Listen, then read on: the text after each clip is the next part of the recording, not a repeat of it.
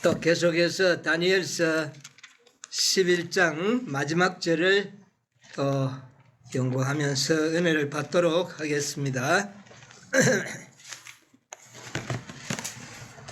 오늘 이제 11장을 좀 마칠까 생각합니다. 이곳에서 이제 이 예배당에서 11장 마치고 이제 옮기는 곳에 가서 12장을 이제 공부할까 그렇게 생각합니다. 11장 마지막 절 우리 한번 다시 보겠습니다. 이 다니엘서 공부하면서 자꾸 읽으니까 이제 다니엘서 말씀이 좀 익숙해지죠. 예, 익숙해져야 되겠습니다. 그가 장막 궁전을 바다와 영화롭고 거룩한 산 사이에 베풀 것이나 그의 끝이 이르리니 도와줄 자가 없으리라. 예, 그가 그랬는데 이 그가 끝이 이르겠다 그랬어요. 누굽니까? 북방왕. 왜 이 마지막 때 북방왕은 법왕권인데 자꾸 미국이라고 우리는 이야기합니까? 예, 북방왕이 마지막 북방왕은 법왕권이 맞아요. 그러나 다니엘서 11장에는 전쟁의 역사입니다. 그렇잖아요. 전쟁으로 이 세상에 종말이 가져오는데 그 전쟁은 법왕권은 군사력이 없잖아요. 그렇죠? 그래서 법왕권의 대리자로서 누가 전쟁에 나오는 겁니까? 미국이죠. 그래서 이 미국은 법왕권의 대리자로서 마지막까지 이 전쟁의 중추적인 역할을 할 것을 예언하고 있기 때문에 미국을 우리가 이야기하지 않을 수가 없는 것입니다. 예. 이제 미리 말이 나왔으니까 하는 말이지, 처음에는 북방왕이 미국이 주도권을 가지고 이 세상을 리드해 나갑니다. 그러나 나중에는 이 주도권이 어디로 갑니까? 법왕권으로 가는 겁니다. 이제 이 마지막 전쟁 때는 그 주도권이 어디에 갔을까요? 법왕권에게 간 겁니다. 법왕권이 주도권을 갖고 있지만 전쟁만큼은 누가 치르는 겁니까? 미국이 치르게 되어 있다는 겁니다. 그래서 그 미국이 치르는 전쟁의 역사를 예언한 것이 다니엘 11장이다. 네, 그렇게 이해하면 이제 모든 것이 선명하게 되겠죠. 그래서 이 법왕권은 군사력이 없기 때문에 전쟁에 직접 실제적인 전쟁은 할 수가 없어요. 그러면 왜 따로 완전 분리시켜 버리지 자꾸 그렇게 이리 두루뭉실 썩느냐 그렇게 하는데, 미국도 국가로서는 경제력을 하지 못하고 있어요. 자립하지 못하고 있는 겁니다. 경제권은 다 은행이 가지고 있기 때문에, 은행이 미국 소유가 아니니까 좀 이상한 나라가 되어버렸죠. 예. 그래서 이 경제력을 통솔하고 있는 그 세력이 바로 법왕권이기 때문에 경제력과 군사력이 합쳐진 완전한 북방력은 바로 북방왕은 미국과 법왕권이 이렇게 연합되어 있는 상태로 연구할 수밖에 없다. 이것을 우리가 이해해야 되겠습니다. 자, 그런데 여기에 보니까 이 45절을요, 흠정역 성경을 보면 조금 다르게 번역이 되어 있어요. 흠정역을 한번 읽어드리겠습니다. 또 그가 자기 궁궐의 장막들을 바다들 사이에 영화롭고 거룩한 산에 세울 터이나 그의 끝이 이르겠고 아무도 그를 도와주지 아니하리라. 개역 성경과 어디에 좀 차이가 있나요? 장막들을, 그래서 복수를 사용했죠. 여기는 개역 성경에는 그냥 봐서는 단수예요. 그렇죠? 근데 여기는 복수로 그랬고, 여기는 바다와 그랬는데 여기는요, 바다들이라는 복수를 사용하고 있습니다. 이것이 의미가 있기 때문에 이 흠정역 성경을 제가 소개해 드립니다. 장막궁전이라는 것은 북방왕의 장막궁전이라고 하는 것은 사단의 장막궁전과 같은 겁니다. 왜? 북방왕은 누구의 대리자니까? 사단의 대리자이기 때문에 그렇습니다. 그러면 사단은 이 북방왕은 장막궁전을 한 개만 가지고 있는 것이 아니다. 또 하나의 뭐를 갖기를 원한다. 장막궁전을 갖기를 원한다는 것을 우리가 생각해 볼 수가 있고, 그 다음에 이 바다들 사이라 그렇게 이야기했는데, 바다는 물이잖아요. 물은 뭐를 가르칩니까? 많은 백성. 그러니까 바다들이라고 하는 것은 태평양만 바다가 아니잖아요. 많은 바다들이 있는데 그 바다들이 모든 백성이라는 겁니다. 바다들이라고 하는 것은 어느 한 부분적인 싸움이 되는 것이 아니라 바다들, 모든 세상 나라들이 이 전쟁에 어떻게 해요? 참여한다. 그러니까 의미가 흠정역에서 좀 더 이렇게 구체적으로 해석이 되어 있다 하는 것을 여러분에게 좀 먼저 말씀을 드리려고 합니다.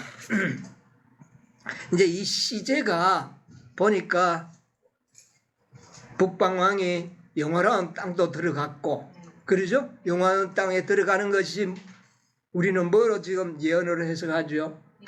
일요일 법령으로 하나님의 교회를 핍박할 것을 그렇게 상징적으로 표현한 것이고, 자, 그 다음에 동북에서 오는 소문 때문에 범인했는데 이미 뭐도 지나갔습니까?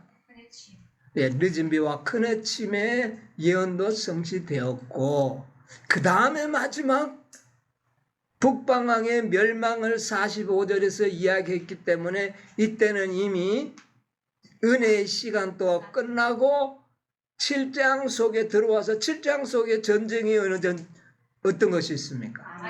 7장 속에 아마겟돈 전쟁이 있으니까 이 전쟁에 의해서 미국은, 북방왕은 바벨론과 미국의 세력이 어떻게 된다?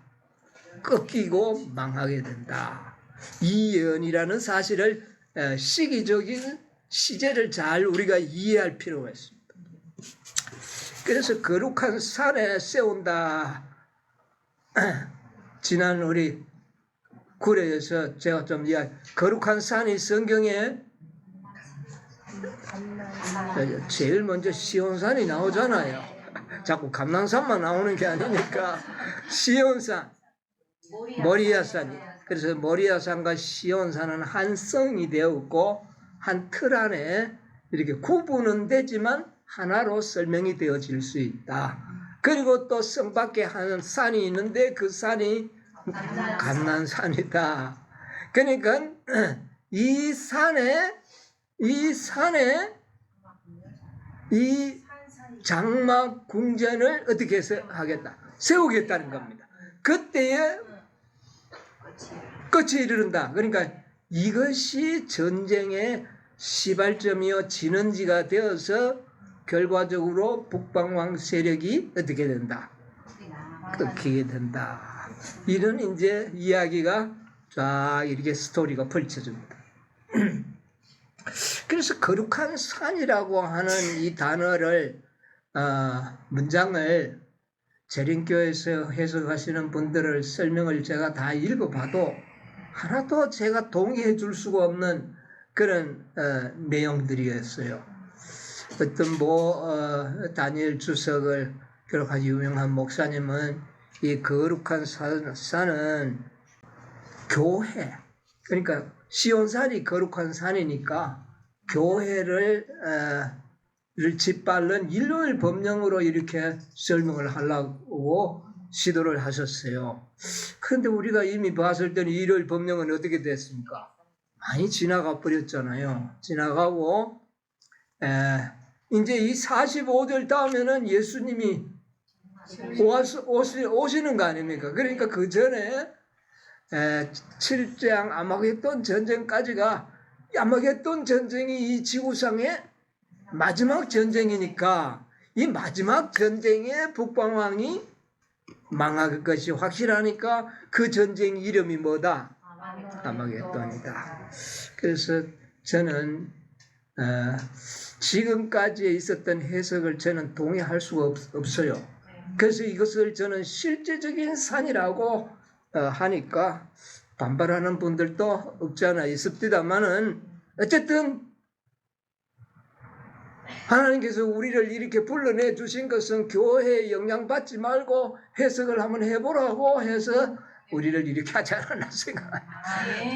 그래서 이런 것들을 생각하면서 이 거룩한 산이 왜 전쟁의 발발지가 되고 진원지가 되는가? 네. 산에 장막궁전을 세우려고 하다가 망하거든요. 그러면 이 전쟁에서 망한다는 이야기가 되잖아요. 그래서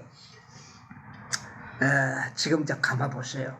거룩한 산이 시온산 맞죠? 부인할 수 없습니다. 그 같아요. 그리고 이 감람산도 보니까 무슨 산이에요? 거룩한 산이라고 선지자는 분명히 이야기했고 이것이 미래의 성전산이 됩니다. 이 감람산 위에 뭐가 내려오지요? 새 예루살렘 도성이 내려오니까 전에는 시온성이 중심이었는데 이제는 뭐가 중심이 돼요? 감람산이 중심이 될 것을 선지자가 예언했기 때문에 이거는 미래의 성이 되고 성전이 세워질 것이다 그 말입니다. 이렇게 봤을 때 감람산이 아주 거룩한 산으로 남아있는 겁니다. 그렇죠? 예, 이렇게 저는 생각을 해봅니다. 그런데 중요한 것은요. 시온산은 거룩한 산이잖아요. 그런데 지금 누가 정복하고 있습니까? 이슬람은 누구의 세력이에요? 사단의 직속 세력. 사단의 직속. 이 무신론과 이슬람은 무저경의 세력. 그러니까 무저경의 주인은 누굽니까? 사단이잖아요. 그러니까 이슬람이 지금 거기에 사원을 세워놨잖아요. 그러면 이미 이 시온산 거룩한 성은 누가 장막궁전 누가 세웠어요? 사단이 이미 세워졌잖아요. 근데 거기 말라고 또 세울 겁니까? 이미 자기 건데 그렇지 않겠어요? 여기에 그래서 이미 장막궁전이 아까 흠정역에 보니까 장막들을 그랬잖아요. 복수했잖아요. 그런데 또 하나 더 세우니까 뭐가 되는 겁니까? 복수가 되죠. 예? 그래서 이 예언은 그런 식으로 발전되어서 성취될 것이라고 하는 것을 우리가 생각하는 것은 그렇게 힘든 것이 아니라고 생각을 합니다. 여기가 어쨌든 시온산도 거룩한 산이에요. 그리고 감람산도 거룩한 산이에요. 결국은 여기가 아마겟돈 전쟁의 불씨가 되는 것만은 어떻습니까? 확실하다. 네, 그렇게 보면 되겠습니다. 그런데 이게 과연 그렇게 될 수 있는가? 현실적으로 우리가 한번 조금 생각해 보는 것도 좋습니다. 사실은요, 이 이스라엘 민족이 완전히 로마에 의하여 망하고 난 다음에 유대 민족은 전 세상이 어떻게 됐습니까? 다 뿔뿔이 흩어져 있었습니다. 그래서 그 팔레스타인 예루살렘에는 누가 살고 있나요? 이스마엘의 후손들, 팔레스타인들이 그 거주지에 살고 있지 않습니까? 예. 그런데 거기에 아주 극소수의 유대인들이 나중에 와서 팔레스타인 그 민족 속에 사는 민족들이 하나 둘 생기기 시작했습니다. 그래서 이 팔레스타인 땅은 유대인들에게도 자기 조상의 땅이 되어 있고 또 그곳에 지금 살고 있는 팔레스타인들도 본래 그 땅이 어떻게 해요? 그들 거잖아요. 그래서 시간적으로 봤을 때는 누가 먼저 차지했어요? 원래 팔레스타인들이 사는 땅을 그걸 가나안 땅이라 그러는데 그 땅을 나중에 유대민족이 차지한 거죠. 그러니까 어떻게 보면 근데 사실 팔레스타인 민족 그 가나안 족속은 이미 한 3,000년 전에 다 어떻게 돼버려야 돼요? 없어져야 돼요. 아이들도 없이 다 죽이라 그랬잖아요. 그래 다 죽였더라면 팔레스타인들이 거기 살지 않고 누구만이 살까요? 이스라엘만 살 겁니다. 그런데 이스라엘 민족이 그들을 다 쫓아내지 않고 종으로 부려먹다가 종들한테 다시 대치기 당해가지고 땅을 잃어버린 겁니다. 그런 형국이죠. 예, 그렇게 형국입니다. 그래서 이곳은 유대인들과 이슬람의 아주 너무도 오래된 국민적인 감정이 녹아져 있는 땅이에요. 종교적이고 민족적이고 이거는 해결할 수 없는, 왜? 하나님이 개입하셨기 때문에. 이스라엘 민족이 자기 마음대로 그 땅을 정복했으면 이건 잘못됐어요, 유대 민족.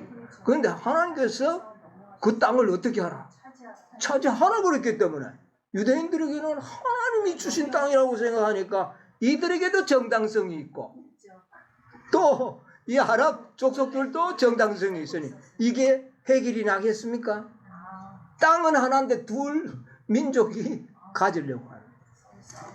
그러니까 이게 오늘날까지 이게 뭐가 되는 겁니까? 불화와 전쟁의 불씨를 가지고 있는 땅이다 그 말입니다. 그런데 지금은 아랍 민족이 숫자가 더 많죠? 엄청 많죠. 그런데 여기에 세계 제2차 대전이 이 히틀러가 유대인들을 어떻게 했습니까? 막 죽이니까 유대인들이 기겁을 하고 도망가가지고 어디 가서 살게 되느냐 하면 이 팔레스타인 여기 가는 겁니다. 그리고 이때까지만 해도 뭐 그냥 개인적으로 들어와서 사는 거에 대해서는 팔레스타인들이 이거 뭐 어쩔 도리가 없어요. 이거는 수천 년 전부터 섞여가 살았으니까 아이고 저들 뭐 또 뭐 문제 없이 그렇게 살았어요. 그래서 그때부터 이 유대 민족이 팔레스타인 땅으로 몰려들기 시작했어요. 안 죽기 위해서. 그 히틀러의 그 홀로코스트 있잖아요. 그 유대 민족들을 다 죽이려고 하는 그런 엄청난 사건을 피해서 거기 유대 민족이 갑자기 막 많이 모이기 시작했어요. 그래가지고는 처음에 조금 올 때는 팔레스타인들이 아이고 뭐 불쌍한 놈들 와서 사니까 놔두자 했는데 숫자가 많아지니까 어떻게 돼요? 이제 위협을 느끼고 반감이 쌓이게 되고 뭐 자꾸 모여드는 겁니다. 유대 민족들이요. 그래도 뭐 자기끼리 모여 살아야 힘이 있지. 다른 나라에 있는데 가가 있으니까 어때요? 그래 자포해 죽는 거예요.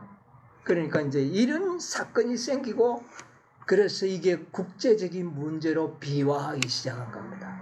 그래서 1947년 유엔에서는 이 팔레스타인 땅을 유대인 땅이기도 하고 팔레스타인 땅이기도 하니까 두 민족이 각각 국가는 분리되되 같이 사는 것으로 유엔에서 결의를 합니다. 그러니까 유대 민족이 막 상소를 들고 환영을 했어요. 아 좋습니다. 그래서 이제 하는데 팔레스타인은요. 이거 국가를 만들려고 한다. 이거는 안 되지. 이래가지고 긍휼히 반대하는데 뭐 유엔에서 그렇게 하고 그 다음에 2차 대전 당시 영국이 팔레스타인을 통치하고 있었는데 영국이 빠져나가기 전에 유대 민족이 나라를 세워버리는 겁니다. 그것이 1948년이에요. 1948년에 5월 달에 유대 민족이 나라를 형성하고 그 다음에 나라 이름을 이스라엘이라 그렇게 정하는 겁니다. 그러니까 팔레스타인은 영국의 지배를 받고 있기 때문에 어떻게 할 도리가 없어요. 영국 그 지도하에 유대 민족이 독립을 하는 겁니다. 그래서 막 팔레스타인들이 뭐 아주 적개감이 불타오르는데 이제 2차 대전이 끝나니까 영국은 어떻게 됩니까? 자기 나라로 돌아가야죠. 돌아가는 그 이튿날에 전쟁이 일어나버렸습니다. 이 아랍 민족이 영국이 철수하는 그 다음 날에 아랍 민족 5개국이 그냥 이 유대인의 이스라엘 나라를 침공하기 시작합니다. 그래서 그때부터 중동전쟁이라는 단어가 역사 속에 등장합니다. 그런데 이상하게 이 중동 세력들은 1억이 넘어요. 인구가. 주변 국가들이. 그런데 유대민족은 몇 명이나 되느냐. 그때 나라를 형성할 때는 불과 400만도 되지 않았어요. 400만 명도 되지 않았어요. 고민족이 1억을 상대로서 싸운다? 이거는 불가능한 싸움 아닙니까? 그런데 전쟁을 할 때마다 유대민족이 이기는 겁니다. 기가 차죠? 그래서 여러분이 기억에 남는 중동전쟁 6.1 전쟁이라고 아시죠? 6일 동안에 이집트를 위시해서 그때만 해도 이집트가 아주 세력이 큰 나라였어요. 이집트를 불가해가 막 모든 요르단, 레바논, 시리아, 막 주변국 모두 하고 유대 나라가 이스라엘이 전쟁을 하는 겁니다. 근데 이스라엘 나라는 6.1 전쟁을 계획한 거예요. 왜? 안식일에 전쟁을 안 하니까. 6일 동안에 이거 해치워버리자. 근데 6일 만에 이렇게 강력한 이집트 군대까지 다 물리쳐가지고 승리해버립니다. 그래가지고는 이집트가 통과하던 그 시나이 반도하고 그 땅을 다 점령해버리고 또 이 요르단이 점령하고 있던 땅 예루살렘하고 전부를 다 이스라엘이 가져와 버린 겁니다. 그런데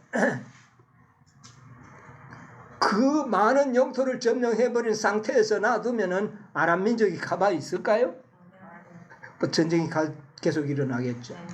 그래서 유엔이 가입하고 이래 해가지고 아주 시나이 반도도 돌려주고 다시 돌려주고 예루살렘도 요르단에게 어느 정도 주고 이렇게 아주 타협을 봐가 오늘날 이스라엘 국가가 존재하고 있는 겁니다. 그런데 이 예루살렘은 이스라엘이 점령을 해서 통치는 하는데 그 예루살렘 성 안에 있는 그 사원들, 예루살렘 도성, 그 성전이 있던 자리는 누가 관리합니까? 이슬람이 주관하는 거예요. 그게 뭐가 있으니까? 그들의 사원이, 성전이 있기 때문에.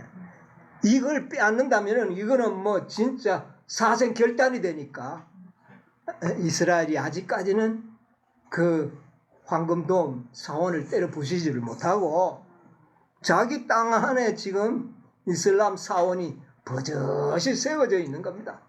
이런 상태를 보니까 이스라엘이 기가 찰까요, 안 찰까요? 기가 차는 겁니다. 이런 현실이 오늘날 현실이에요. 6.1 전쟁 이야기하면 참 재밌는 스토리가 많이 있는데 그 군대들이요, 아랍 군대들이 숫자적으로 무기로나 뒤지지 않는데 다 져버렸어요. 일화들을 보면 이 이스라엘 군인들 몇 명 안 되는데 아랍하고 부딪혔는데 요르단 군대들이 싸우려고 하는데 이스라엘 군대 뒤에 막 천사들이 수많은 천사들이 뒤를 다 보호하고 이러는 환상을 본 거예요. 그러니까 이들이 싸워보지도 안 하고 다 도망가버려. 이런 일이 애굽도 마찬가지야. 애굽도 몇몇 안 되는 이스라엘 군대 앞에서 싸워보다 하는 거 다 도망가. 이런 일이 누가 이런 장난을 했을까? 옛날에는 엘리사 시대는 하나님이 하셨는데 아마 6.1 전쟁에는 하나님이 이스라엘한테 그렇게 천사를 보내지는 않았을 거고 사단이 아마 그렇게 하지 않겠어요? 예, 그렇게 해가지고 이스라엘 나라를 그거에 건국하도록 사단이 그렇게 계획적으로 도와준 것이 아닌가? 저는 그렇게 생각합니다. 그러면 그 전쟁을 이스라엘이 물리적으로 이길 수가 없는 전쟁이었어요. 근데 싸워보다 하고 다 도망가버린 이런 일화들이 그 정전사를 보니까 있더라고요. 예? 소돔도 할 수 있죠. 예. 하나님께서 허락하시면 하나님이 막으면 못하는데 허락하면 하실 수가 있는 겁니다. 그래서 아직도 이 예루살렘은 시온산은 누가 장악한다? 이 거룩한 산을 사단이 장막궁전을 세워놓고 있는 겁니다. 그런데 한 산을 아직 남아있어. 무슨 산? 감람산. 이건 미래의 하나님의 성전터인데 이 산을 이 사단이 점령하고 싶겠어요? 안 싶겠어요? 하고 싶죠. 네. 그래야 되잖아요. 그러니까 북방왕을 어떻게 해가지고 거기다가 뭐를 짓도록 한다? 궁전을 하나 또 지으려고 하다가 전쟁이 일어나는 것이다. 그렇게 저는 이 말씀을 이해를 하고 있습니다. 자, 그러면 근데 중요한 것은 이 단순한 이슬람과 이 유대민족의 싸움이 아니고 유대민족 뒤에는 누가 배경이 되어 있어요? 미국과 북방왕 세력, 바벨론의 세력들이 다 이스라엘을 지원하고 있습니다. 아마 묵시적으로. 자, 그 다음에 이슬람 뒤에는 누가 있어요? 남방왕 세력들이. 그렇잖아요. 남방왕 세력들이 이슬람을 주둔하고 있어요.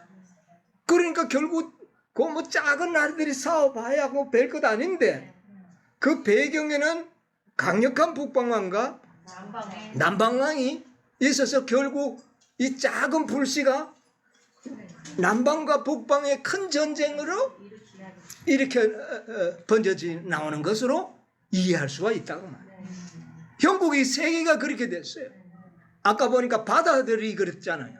모든 민족들이 이 두 세력 속에 딱 구분이 되어 나오는 겁니다. 그래요, 안 그래요? 이것을 우리가 볼 수가 있다고 말입니다. 그래서 결과적으로는 이스라엘이 제3성전을 지금 세우려고 호시탐탐 기회를 누리고 있습니다.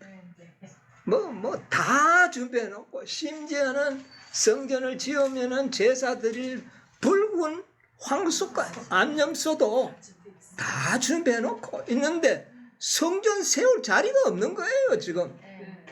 근데 아마 내가 봤을 때는 시온산과 감난산 이 거룩한 산에 아마 짓지 않겠나? 어디에 지을 것 같아요? 이 황금돔을 때려 부신다는 거는 이 북방왕도 참 이거는 힘들어요. 그럼 어디에 세울 가능성이 있을까요? 그냥 감난산 사이에 지을 것이다. 그렇게 성경은 기록하고 있거든. 개역 성경은 그렇게 기록하고 있습니다. 자, 그래서 이 북방왕 미국과 이 서방권의 세력과 남방왕의 세력이 지금 이스라엘의 거룩한 산을 중심으로 해서 서로 전쟁이 일어날 가능성이 다분하다. 지금도 뭐 하고 있으니까? 지금도 전쟁하고 있는 겁니다. 야, 정말 이거는 대단한 겁니다. 그러니까 모든 나라들과 바다들, 백성들이 이 전쟁에는 다 참여하도록 하는 것은 사단의 계획이기도 하고 하나님의 뜻이기도 합니다. 왜 그런지 여러분 아시죠? 자, 이사야 17장 12절로 13절 한번 읽어보실래요? 술보다 많은 민족이 소동하였으되 바다 파도에 뛰노는 소리같이 그들이 소동하였고 열방이 충돌하였으되 큰 물에 몰려온 같이 그들도 충돌하였도다. 열방이 충돌하기를 많은 물에 몰려온과 같이 하나 주께서 그들을 꾸짖으시리니 그들이 멀리 도망함이 산의 겨가 바람 앞에 흩어진 같겠고 폭풍 앞에 떠도는 티끌 같을 것이다. 여러분, 이 장면이 어느 장면이라고 생각합니까? 마지막 전쟁. 네, 마지막 전쟁을 상징으로 표현한 거죠. 다니엘 2장을 또 상징하지 않습니까? 돌이 와서 어떻게 해요? 신상에 발을 치니까 신상이 가루가 되어서 티끌처럼 되더라. 이것도 티끌처럼 되더라 그랬잖아요. 네, 그랬잖아요. 그리고 여기에는 보니까 많은 민족이 소동하되 아까 바다들 이 말과 동일하잖아요. 파도가 뛰노는 소리같이 소동하며 열방이 충돌했다. 이거는 뭐 한다는 말입니까? 전쟁을 한다. 그리고 큰 물결이 몰려온같이 충돌하고 열방이, 열국이라는 것은 이 세상의 모든 나라를 통칭하는 말입니다. 열방이 전쟁하기를 많은 물에 몰려온같이 하니 주께서 그들을 꾸짖으시리로다. 그들이 멀리 도망하며 산에서 겨와 바람 앞에 흩어진 것 같고, 그래서 결국은 하나님의 심판을 견디지 못하고 다 산돌이 있은 돌에 의하여 멸망할 것을 이야기하는 것이거든. 마지막 전쟁을 상징하고 있는 말씀입니다, 이게. 자, 그러면 요엘 3장 2절 우리 지난주에 읽었기 때문에 제가 그냥 설명만 할게요. 만국을 모아 데리고 무슨 골짜기에 내려가서 여호사밧 골짜기. 여호사밧 골짜기가 이 시온산과 모리아 산의 중간 계곡을 갖다가 여호사밧 골짜기랍니다. 예언의 신고 다른 곳에는 또 성경 다른 곳에는 기드론 골짜기라고도 합니다. 예, 그래서 기드론 골짜기와 여호사밧 골짜기는 같은 장소를 의미한다. 예, 그렇게 아시면 되겠습니다. 자, 만국을 모아서 어디로 가간다? 여호사밧 골짜기에. 이거는 누구의 계획입니까? 하나님의 계획이에요. 이거는 하나님의 계획. 모든 나라를 그곳으로 모았다. 사단은 목적은 있습니다. 사단은 자기의 장막 궁전을 세우고 이 지구를 영원토록 자기의 뭐로 삼으려고 해요? 소유로 삼으려고 한 거죠. 누구만 없애면, 나무머리만 없애면 이 지구는 자기 거라. 그렇죠. 예? 다 자기를 인정하니까 합법적으로 지구를 얻을 수가 있습니다.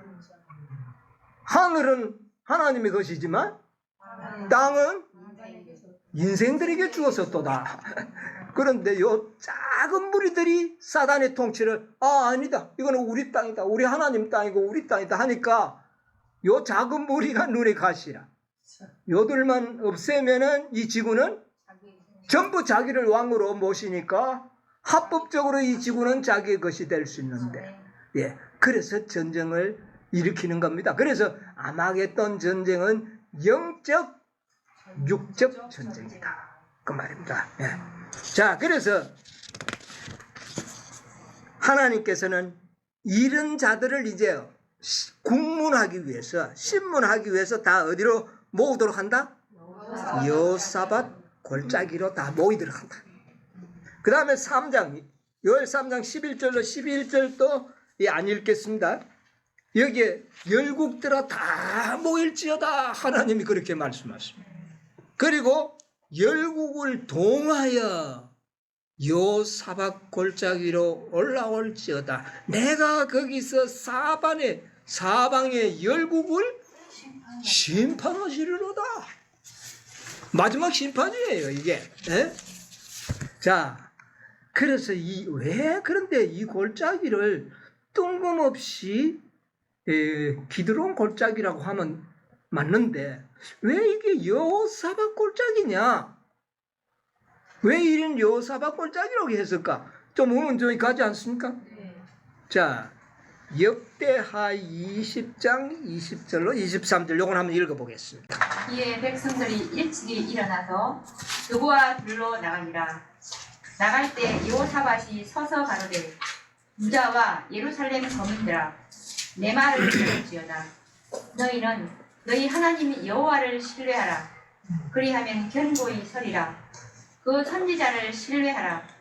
그리하면 형통하리라 하고 백성으로 더불어 의논하고 노래하는 자를 택하여 거룩한 예복을 입고 군대 앞에서 행하며 여호와를 찬송하여 이르기를 여호와께 감사하세 그 자비하심이 영원하도다 하게 하였더니 그 노래와 찬송이 시작될 때에 여호와께서 복병을 두어 유다를 치러 온 암몬 자손과 모압과 세일산 사람을 치게 하심으로 저희가 피하였으니 곧 암몬과 모압 자손이 일어나 세일산 거민을 쳐서 진멸하고 세일 거민을 멸한 후에는 저희가 피차에 살육하여 이 여호사밧 왕 때에 큰 전쟁이 있었죠. 그 전쟁에 이스라엘 나라를 치러 온 이 모압과 암몬과 세일산 자손들이 바다 모래와 같이 몰려와서 이스라엘을 치러 올라왔는데 하나님께서 복병을 두어 가지고 그들을 어떻게 했어요? 진멸하고 죽게 만들었어요. 그런데도 아직까지 많이 있는 자들은 어떻게 또 하게 했어요? 서로 어떻게 해요? 서로 처음에는 암몬 자손과 세일 자손이 싸워가지고 죽고, 그 다음에 암몬 자손과 이 모압 자손은 지구끼리 또 싸우고, 이래가지고 이스라엘은 가만히 있고 노래만 부르고 하나님의 율법과 하나님의 말씀만 신뢰하고 노래만 부르고 있는데, 적들은 하나님께서 복병을 두어서 그들을 물리치고 지그들끼리 싸워서 전멸해버린 전쟁이 바로 이 전쟁입니다. 그러니까 이 아마겟돈 전쟁에는 하나님의 백성 이스라엘은 쏙끝 하나 까딱하지 않습니다. 전쟁하지 않습니다. 예. 그러면 하나님께서 복병을 둬가지고 지그들끼리 다 어떻게 해요? 북방과 남방이 다 사단의 세력이잖아요. 지그들끼리 싸워서 죽을 것이라는 겁니다. 그러니까 이 싸움을 빙자해서 그 골짜기를, 무슨 골짜기? 그렇게 될 것이라는 겁니다. 아직 옛날에 그런 역사가 일어나도록 할 것이라는 겁니다. 어디에서 그런 역사가 일어난다? 거룩한 산. 예, 거룩한 산에서 장막궁전을 세우려고 할 때 그런 역사가 일어나도록 하나님께서는 하시겠다. 우린 노래만 부르면 됩니다. 우리는 그냥 노래하면 돼요. 예, 여호와를 신뢰하라. 선지자의 말을 믿으라. 예, 형통하리라. 그리고 역대하 15장 5절 6절에도 보면 그때의 열구에 거한 모든 백성이 크게 요란하여 사람의 출입이 평안치 못하며 이 나라가 저 나라와 서로 치고, 이런 현상이 일어난다는 겁니다. 서로 치고 이 성읍이 저 성읍과 또한 그리하여 피차 쌍한 배 되나니 이는 하나님이 모든 고난으로 요란케 하셨습니다. 이게 다 누구의 경영 속에 들어있다? 하나님께서 그렇게 하시겠다. 하나님의 백성은 손끝 하나 움직이지 않았다. 그러면서도 그들끼리 싸워서 망하도록 하는 그 전쟁이 무슨 전쟁이다? 아마겟돈 전쟁. 그 말입니다. 그래서 이때의 요엘 3장 16절에 보면 여호와께서 당신의 백성들의 산성이 되시고 피난처가 되게 하신다. 여러분, 마지막 아마겟돈 그 무서운 전쟁 속에 하나님의 백성들은요, 하나님이 친히 보호하시고 산성이 되어 주실 것이다. 아멘. 여자의 남은 자손 한 명도 죽지 아니할 것이다. 이런 역사가 일어나도록 하시겠다는 겁니다. 아멘. 놀라운 일이 일어나는 겁니다.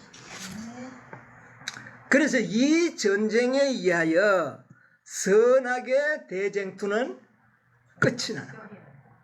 네, 끝이 나는 겁니다.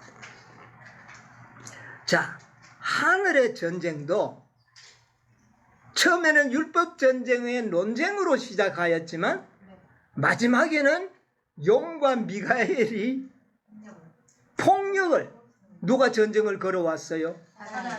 하나님이 전쟁을 건 게 아니라 사단이 전쟁을 걸었는데, 마지막 이 땅에서의 선악의 대쟁투도 용과 미가엘, 사단과 그리스도의 물리적인 전쟁이 있을 것이다. 하나님이 물리적인 전쟁을 하도록 경영하시나요? 아니에요. 누가? 사단이. 질 줄 뻔히 아는데 왜 할까요? 에? 전번에 내가 이야기 좀 한 것 같은데, 하늘에서도 지가 어떻게 하나님을 대적할 수 있어요? 수요를 의지하고. 하늘에서도 추종자가 없었다면 감히 어떻게 지가 하나님을 대적하겠어요? 이 땅에서도 아주 극소수의 여차의 남은 무리 이외에는 다 누구의 편이에요? 자기 편이죠.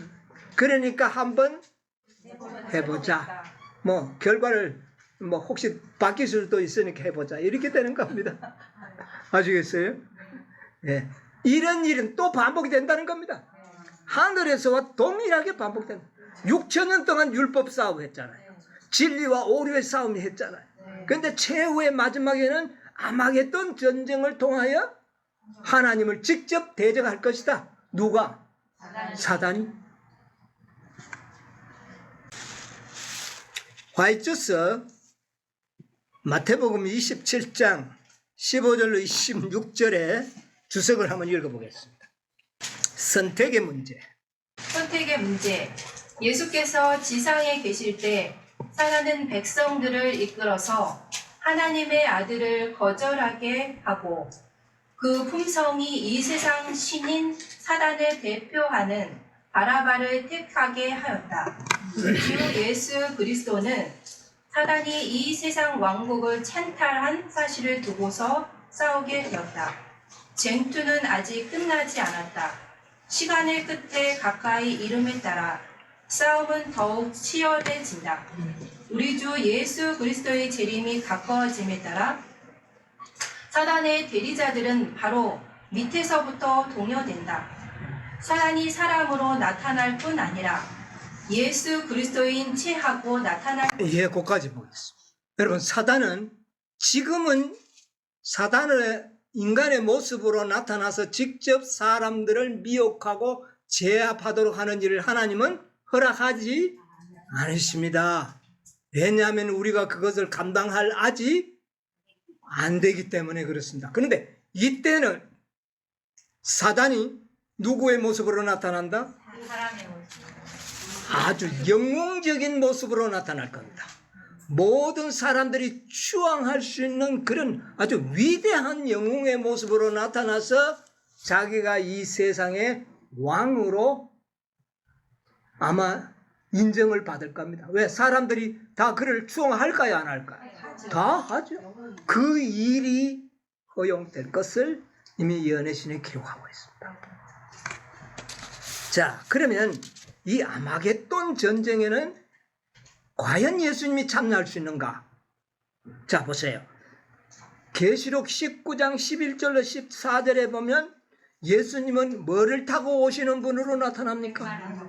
백마를 타고 나타나죠. 백마와 탄자가 있으니 그 이름은 충신과 진실이라. 그가 공의로 심판하며 뭐 하더라? 싸우더라. 14절에 하늘에 있는 군대들이 희고 깨끗한 세마포를 입고 백마를 타고 예수님도 군사를 거느리고 싸우시는 모습으로. 물론 예수님이 백마 타고 와서 싸울 일은 없잖아요. 전쟁의 아주 하나의 표상적인 모습으로 나타나. 그러니까 예수님도 마지막 전쟁에 뭐 하신다? 사단도 참여. 그러면 결과적으로 어떻게 되는 겁니까? 예수님과 사단의 전쟁의 최후로는 그렇게 일어난다. 그러면 얼마나 사람이 많이 죽을 것 같으냐? 요한계시록 14장 19절로 20절 한번 읽어봅시다. 천사가 낫을 땅에 휘둘러 땅에 포도를 거두어 하나님의 진노의 큰 포도주 틀에 이 포도즙들이 아마겟돈 전쟁입니다. 네. 밖에서 그 틀이 밟히니 틀에서 피가 나서 말굴레까지 닿고 1600 스타디온에 수많은 살생의 전쟁이 될 것이라는 겁니다. 앞으로 저 중동에서 전쟁이 일어나면 많은 사람이 죽을까요, 안 죽을까요? 죽죠. 예, 그렇게 될 것을 이야기합니다.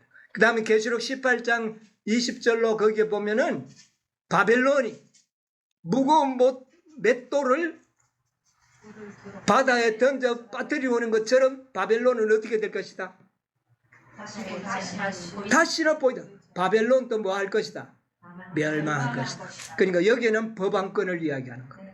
이 법왕권은 이때에 망해버릴 것이라는 것이다. 망한다는 말은 다른 곳에나 보면 유브라데 강물이 마른다 그랬어요. 이거는 뭐냐면은 이 바벨론 법왕권이 군사력도 없는데 수많은 사람들의 추앙을 받고 한 것은 많은 사람들이 그를 뭐하기 때문에 추앙하기 때문에 가능했던 겁니다. 그렇죠? 그런데 이때는 전쟁을 통하여 인심을 잃고 추앙 세력이 어떻게 된다고? 없어져 버립니다. 그게 유브라데 강에 뭐가 마르는 겁니까? 물이 마르는 것으로 되는 겁니다. 물이 마르면 바벨론은 망하잖아요. 그죠? 추앙하는 세력이 없어질 것이다. 그것을 의미하는 것이다. 자, 그런데 이 마지막 싸움에는요, 북방왕이 먼저 망합니다. 아마겟돈 전쟁에 미국이 남방 세력에게 망해요. 져요. 그리고 또 이 법왕권도 망해요. 그러면 남는 게 뭡니까? 남방왕 열국이죠. 이거는 사단의 직접 통치권 하던 나라들 아닙니까? 그죠? 예, 이들입니다. 자, 계시록 17장 12절로 14절 한번 보세요. 내가 보는 열불은 열왕이 아직 나라를 얻지 못하였으나 다만 짐승으로 더불어 임금처럼 권세를 일시동안 받으리라. 저희가 한 뜻을 가지고 자기의 능력과 권세를 짐승에게 주더라.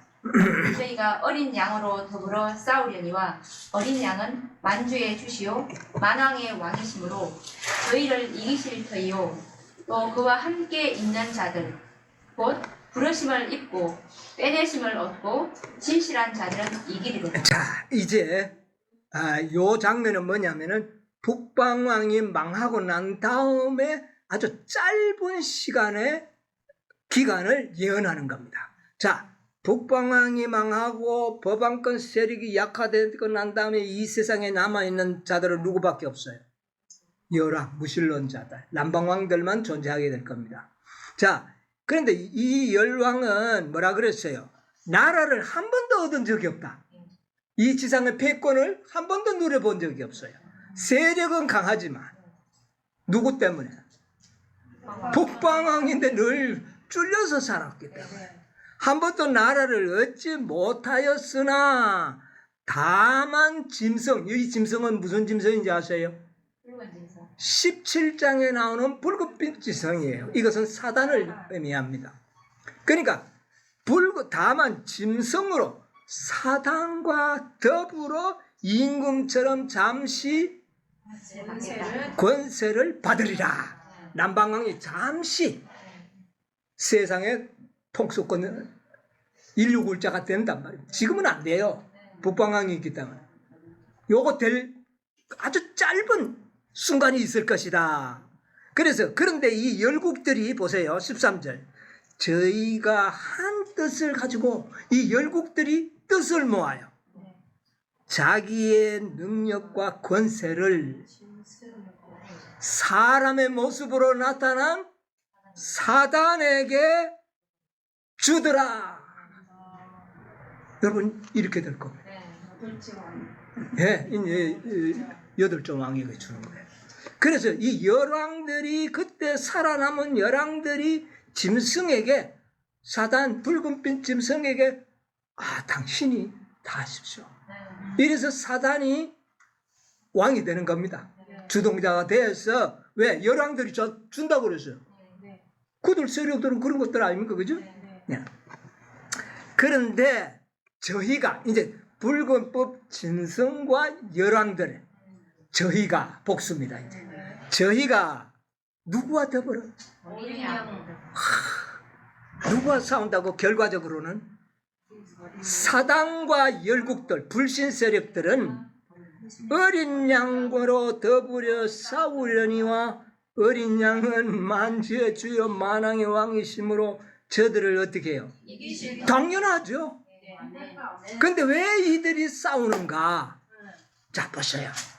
지금 이 시점은 예수님이 지금 저 하늘 북쪽 하나님이 계시는 그 북극 성의 보좌에서 지금 떠나가지고 지구로 오시는 도중입니다. 그러니까 뭐 왕이라 해봐야 예수님이 오시는 그 며칠 동안 왕 노릇하는 거예요.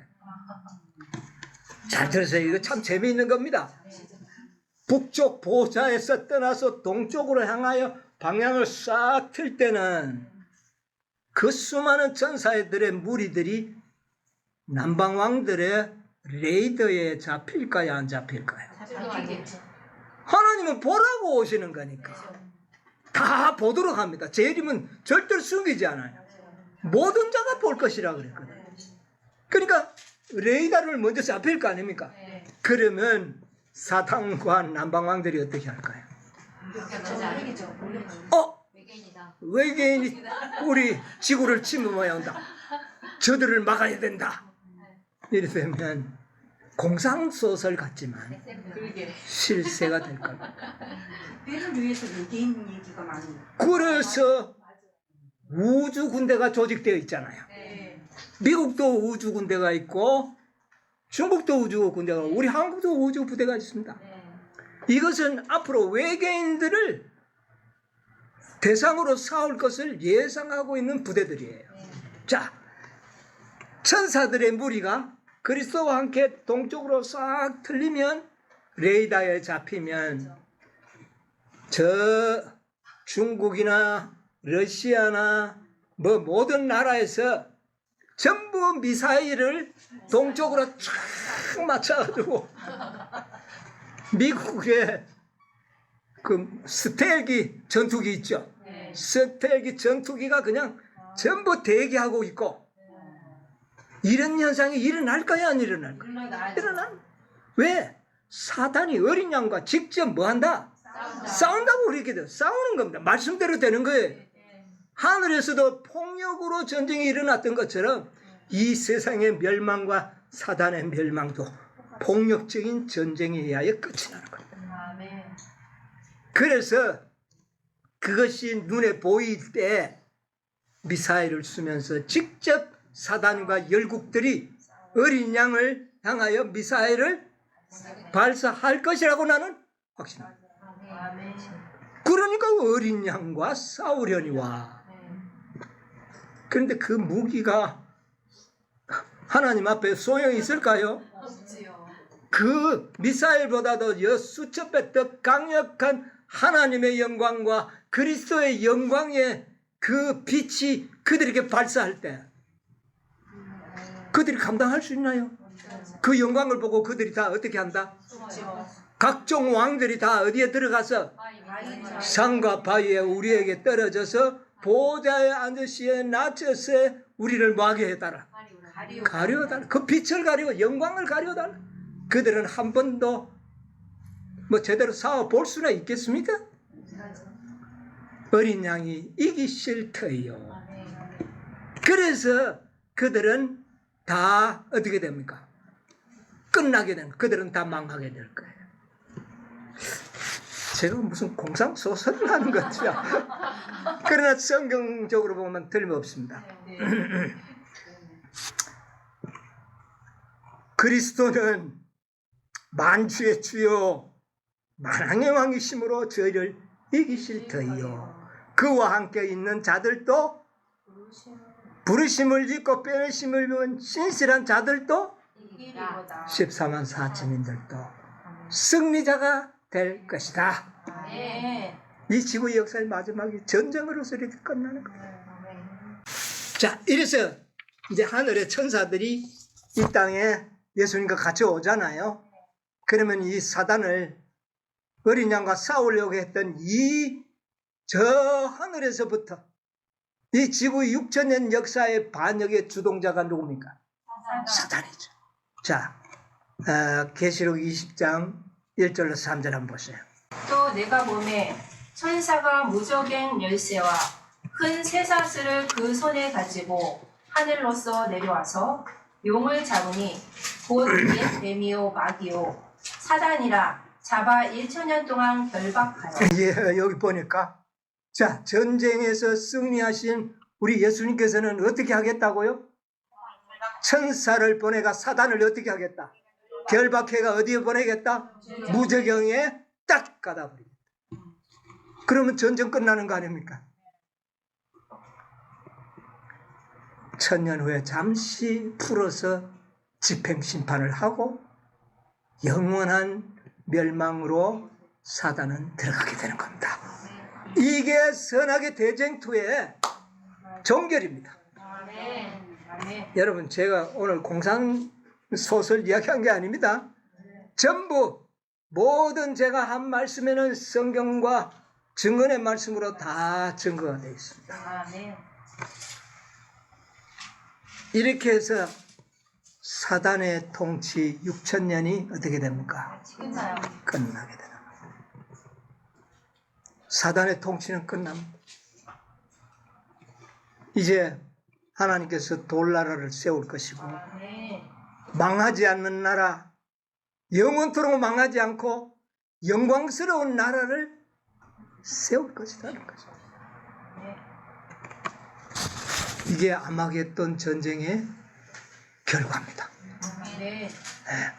이게 다니엘 11장 45절의 종결이에요. 다니엘 10장 11장은 이 세상에 일어날 큰 전쟁을 예언한 거 아닙니까? 이 전쟁은 이렇게 해서 끝날 것이다. 전쟁의 처음부터 하늘에서 전쟁을 일으킨 자가 누굽니까? 사단. 그 전쟁에서 마지막으로 패해서 어디에 갇히는 것으로. 이게 성경 전쟁 이야기입니다. 거기에 대한 예언인 거예요. 이야, 이런 때가 불과 얼마 남지 않았다.